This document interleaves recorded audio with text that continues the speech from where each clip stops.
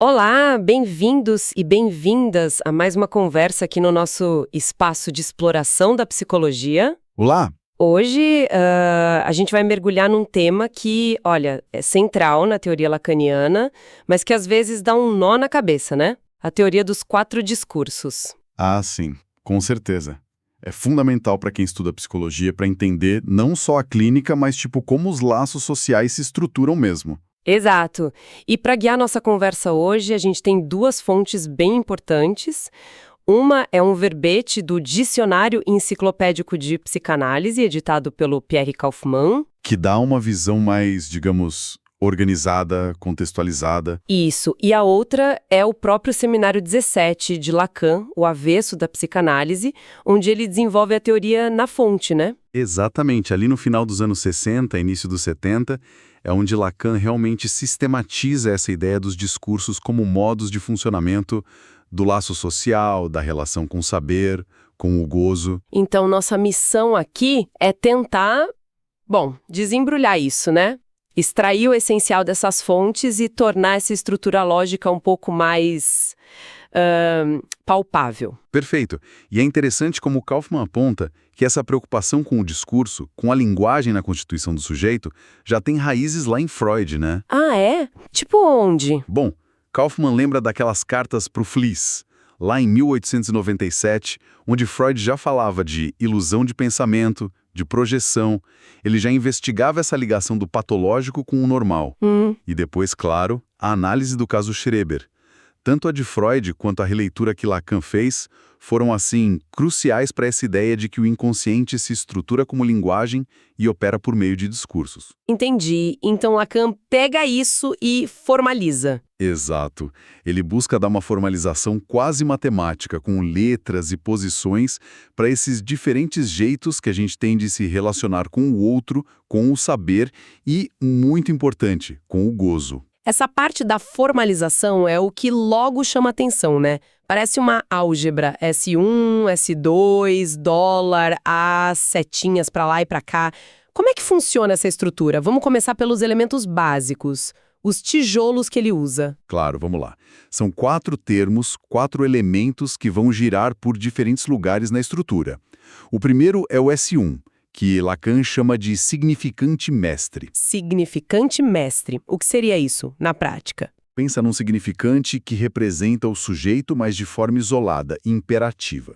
Tipo uma ordem, um faça, um emblema, uma marca de autoridade que não precisa se justificar numa cadeia de outros significantes, sabe? É o poder em estado bruto, digamos assim. Kaufmann destaca isso, opera pela insígnia. Entendi. É o comando que se impõe? Tipo um porque sim? E o próximo elemento? Aí vem o S2, que é o saber. É bem importante diferenciar do S1. O S2 não é isolado. Ele é a cadeia significante, o conhecimento articulado, o tesouro dos significantes, como Lacan diz. Ah, então é o conhecimento mais organizado? Isso. É o saber que a gente aprende, acumula, transmite. Tipo o conteúdo de uma enciclopédia, as leis, uma teoria científica. É o conhecimento. Mas, atenção, ele também pode se tornar algo burocrático, impessoal, um saber que esmaga o sujeito. Certo. S1 é o comando isolado, S2 é o saber articulado. E já existe uma tensão entre eles aí, antes mesmo dos discursos. Totalmente. Essa tensão S1, S2 é chave. Muitas vezes o S1 tenta usar o S2 para seus fins, né? O poder S1 quer instrumentalizar o conhecimento S2. E o S2 às vezes tenta se passar por neutro, escondendo o S1 que o sustenta por trás. A gente vai ver isso direto nos discursos. Interessante essa dinâmica. Ok, faltam 2 elementos, o sujeito e aquele A minúsculo, né? Exato. Temos o dólar, que a gente lê como sujeito barrado ou sujeito dividido. Esse é o sujeito do inconsciente para a psicanálise. Ele não é uno, completo. Por que barrado? Porque ele é efeito da linguagem. O S1 o representa, mas nunca totalmente. Sempre escapa algo. A barra, o dólar, marca justamente essa divisão, essa falta que nos constitui como seres falantes. Ele é produto do discurso, mas também quem sofre com ele, quem sente o mal-estar, né? Sujeito marcado pela linguagem, pela falta, certo? E o último, o famoso objeto A. Esse aí sempre gera discussão. O Kaufman tenta simplificar, mas O objeto A minúsculo, sem dúvida é um dos conceitos mais originais e complexos do Lacan. Aqui nos discursos a gente pode pensar nele principalmente de duas formas que se conectam. quais seriam? Como objeto causa do desejo, aquilo que nos falta e nos põe em movimento para desejar, e ao mesmo tempo como índice do gozo, ou mais precisamente do mais de gozar. Lacan cria esse termo no Seminário 17, fazendo um paralelo com a mais-valia do Marx. Mais de gozar. Como assim? O resto da operação da linguagem, aquilo que escapa à simbolização, que não entra na conta do saber S2. É o que causa o nosso desejo, a falta, mas também é um ponto de excesso, de satisfação paradoxal, opaca, que não é só prazer, pode ser sofrimento também. É a perda que nos move, mas também o lugar de um certo a mais que estrutura produz. Ok, então temos os 4. S1 mestre, S2 saber, dólar sujeito dividido e A, objeto causal mais de gozar. E você disse que Lacan os coloca em lugares fixos numa estrutura. Quais são esses lugares? Isso, são 4 posições, que ele geralmente desenha num esquema quadrado. Em cima, à esquerda, fica o agente. É a posição de comando, quem parece dominar a relação naquele discurso específico. É quem fala ou age a partir dali. Agente, ok. E para quem ele se dirige? Ele se dirige ao outro que fica em cima, à direita. É o lugar para onde a ação do agente se direciona. Pode ser o lugar do trabalho, do saber que precisa ser mobilizado ou daquele que é interpelado. É onde a mensagem do agente, digamos, aterrissa. Entendi. Agente, cima, esquerda, mira no outro, cima, direita. E embaixo, tem uma barra separando, né? Sim, tem uma barra. E embaixo, no canto direito, fica a produção. É o resultado, o efeito dessa operação entre agente e outro. E olha que interessante. Muitas vezes é uma perda, um resto, algo não totalmente planejado. O objeto A, ou o sujeito dividido, dólar, aparecem muito aqui. A produção como um resto. Curioso. E o último lugar? Embaixo, à esquerda. Do agente, o que motiva a ação dele, mas que fica escondido, velado, não dito claramente no discurso. A verdade opera ali por baixo dos panos, dando suporte ao que aparece no comando. Certo. Agente, outro, verdade, produção. Essa estrutura com a seta e as barras é a base, então. E um discurso específico é definido por qual elemento? S1, S2, dólar A, está em qual lugar? Agente, outro, verdade, produção. Exatamente isso. E o pulo do gato, que Lacan mostra no Seminário 17, é que para passar de um discurso para outro, basta girar esses 4 elementos um quarto de volta, nas posições. Então eles se conectam por essa rotação. Sim, isso mostra que não são caixinhas separadas, mas um sistema dinâmico. É uma estrutura formal, mas que descreve a dinâmica e, crucialmente, as impossibilidades, os impasses de cada tipo de laço social. Não é só para classificar, é para entender como funciona e onde emperra. Fantástico. A base da estrutura está clara. Então vamos agora mergulhar nos 4 discursos que Lacan descreveu. Começando pelo mestre, que ele diz ser o fundamental. Perfeito. O discurso do mestre DM é a matriz.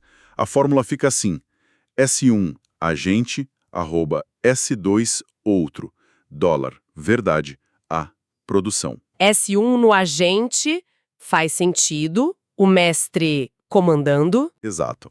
O significante mestre S1 está no lugar de comando. E ele se dirige a quem? Ao saber, S2, que está no lugar do outro. É um mestre mandando o saber trabalhar, produzir. Lacan conecta isso diretamente com a dialética do senhor e do escravo do Hegel, né? O senhor S1 não sabe fazer, mas manda o escravo, S2, que tem o saber, produzir para ele. E a verdade e a produção nesse discurso, o que fica escondido e o que sobra no final. O Kaufman deve detalhar, né? Sim, sim. A verdade, aquilo que sustenta o S1 no comando, mas fica velado, é a divisão do sujeito. o mestre, por trás da pose de autoridade, também é um sujeito faltante, dividido.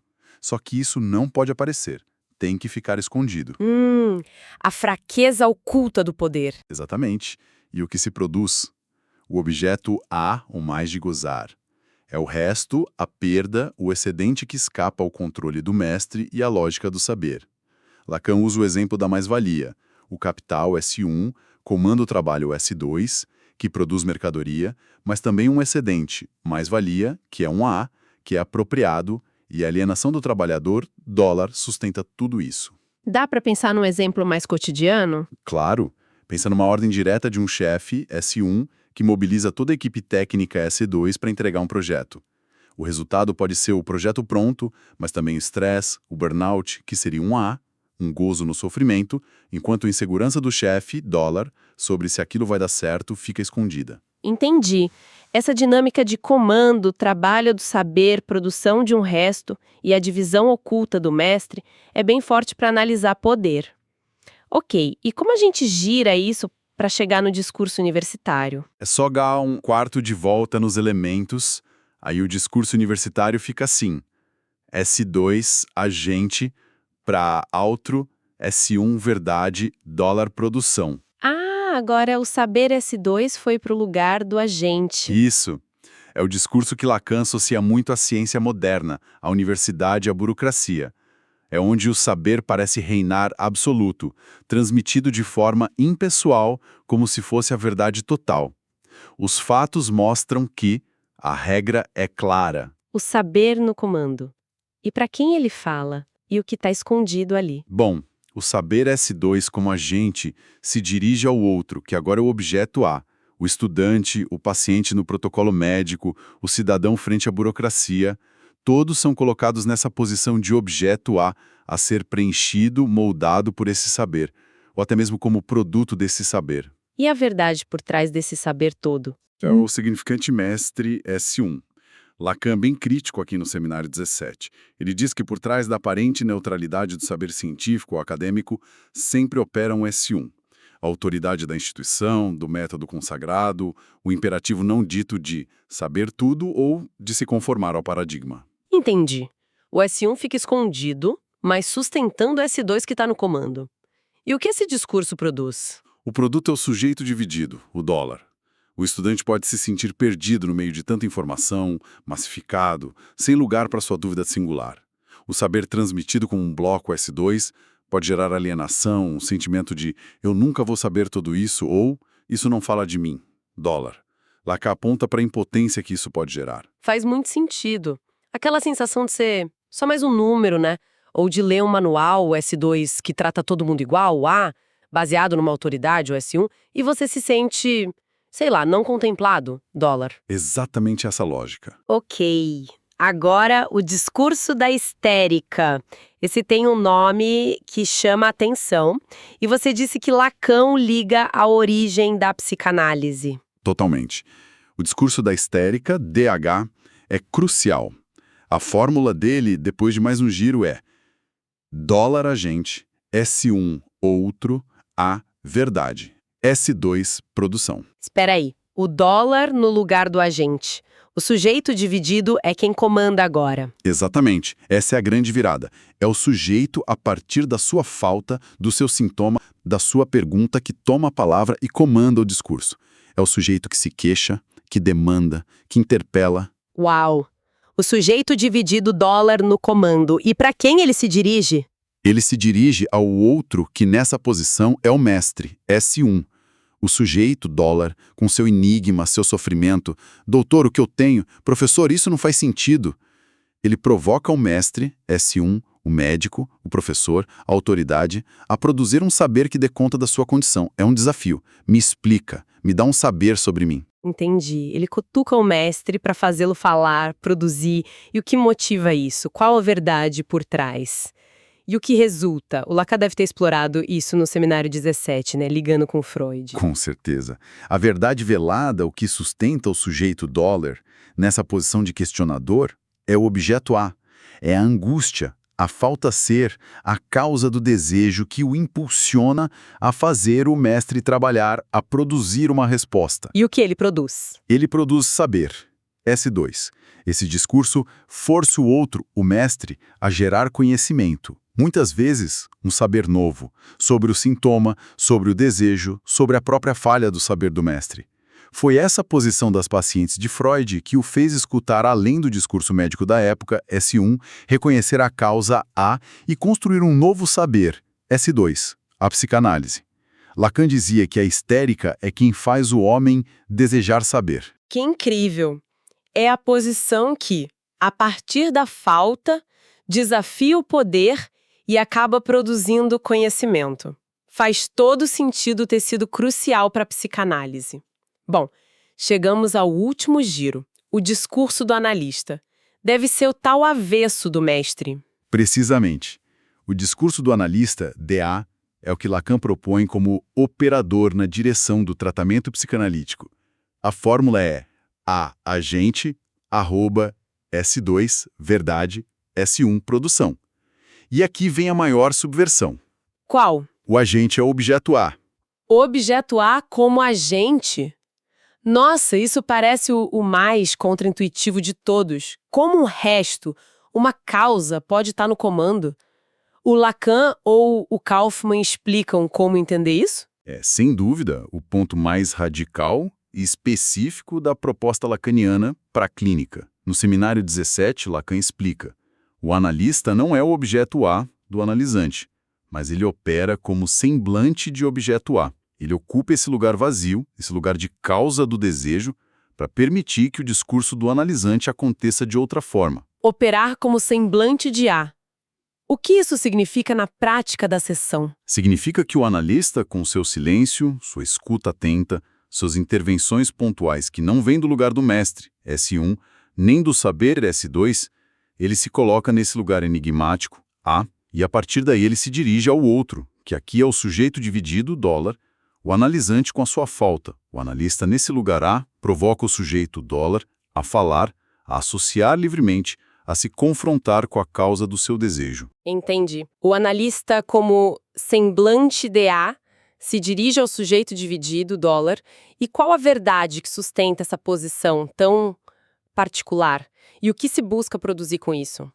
A verdade que sustenta o analista nesse lugar A é o saber S2. Mas atenção, não é o saber teórico do analista. É o saber inconsciente, aquele que está no próprio sujeito, dólar, mas que ele não sabe que sabe. A aposta da análise é que o sujeito, falando a partir da sua divisão dólar, para esse lugar A, consiga ter acesso a esse saber inconsciente S2. E a produção final desse discurso? A produção é a emergência dos significantes mestres, S1, do sujeito. Aqueles significantes fundamentais que marcaram sua história, que comandam sua relação com o desejo, seu modo de gozar. O discurso analítico visa permitir que o sujeito se confronte com a causa, A, elabore seu saber inconsciente, S2, e, quem sabe, possa se reposicionar frente aos seus S1, talvez até produzindo um S1 novo, mais singular para ele. Uau! É uma arquitetura realmente engenhosa, complexa, mas com uma lógica interna muito forte para pensar não só a clínica, mas as interações sociais em geral. Se essa nossa conversa sobre os discursos de Lacan está ajudando a clarear as ideias, que tal deixar uma curtida aqui no áudio? Ajuda muito a gente a saber que o conteúdo está chegando bem aí para quem ouve. É uma boa dica. Então, vimos os 4 discursos: mestre, universitário, histérico e analista. Eles formam um sistema fechado, completo? Ou Lacan deixou espaço para outros laços sociais? Olha, no seminário 17, ele os apresenta como os 4 modos fundamentais que essa formalização, derivada da estrutura da linguagem, conseguia capturar naquele momento. Ele não bate o martelo dizendo, são só esses e ponto final.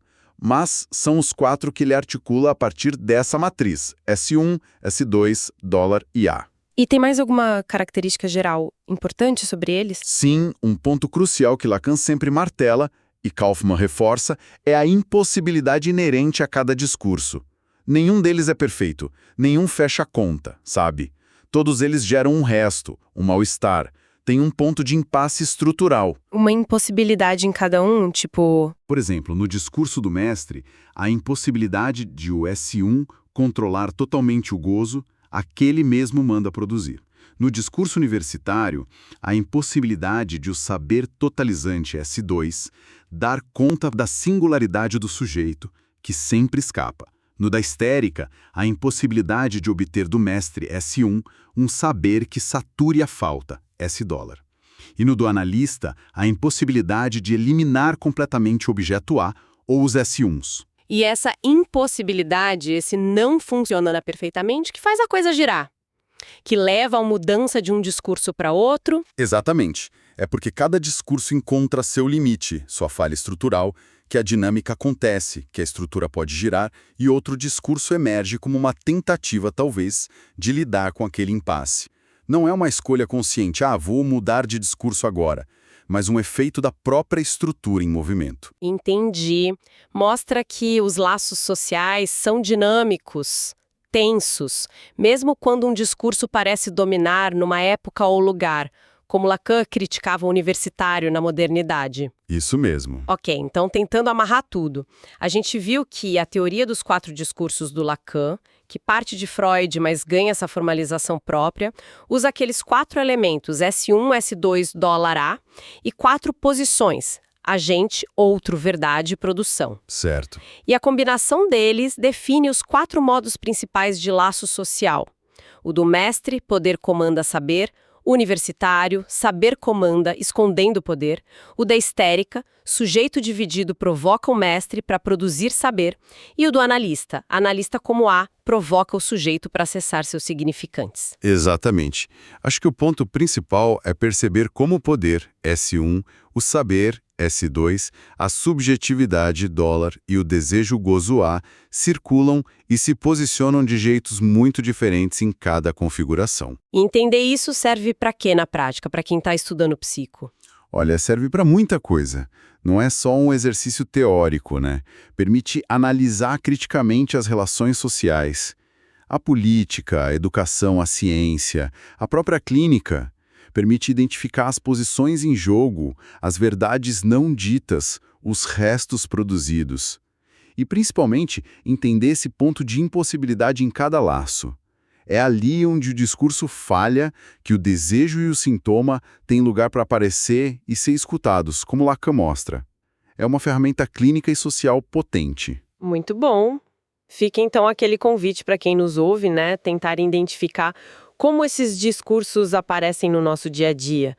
Numa reunião de trabalho, numa sala de aula, numa consulta médica, até numa conversa de bar. Exato. E talvez a pergunta mais provocadora no estilo Lacan: qual discurso está operando agora mesmo, enquanto a gente tenta aprender sobre eles? Ótima pergunta para a gente continuar pensando. Sem dúvida. A teoria convida a essa análise constante da nossa própria posição nos laços. Bom, essa foi a nossa conversa sobre os 4 discursos de Lacan aqui no Psi em Áudio. Esperamos que essa exploração, com base no Kaufmann e no Seminário 17, tenha sido útil e inspiradora para vocês. Foi um prazer. Obrigado pela companhia nessa análise. Se você gostou e quer continuar explorando conceitos da psicologia de um jeito acessível, não esquece de seguir o nosso canal para não perder os próximos áudios. Até a próxima!